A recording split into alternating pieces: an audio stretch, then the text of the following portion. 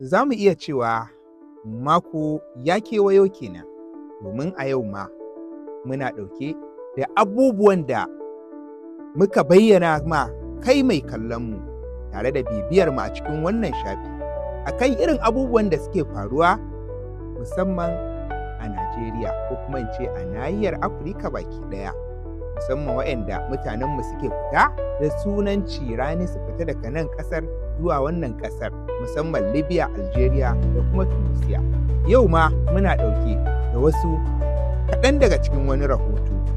Rahoto ne wanda wani bawan Allah ya turo saƙonsa da yake cewa ya kasance matafiyi ne shi, sai ya kasance yana zaune a cikin wannan ƙasa, amma kuma baya samun damar da zai iya tafi da iyalinsa musamman ta hanyar cimaka da makaranta da sauransu.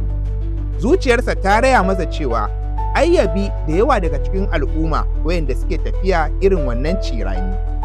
To hakan ne kuwa ta faru da shi, inda ya ce babu wani abu da ya fara yi sai ya fara tunanin ya za a iya samu damar ya fita irin wayannan ƙasashe da sunan ciranin.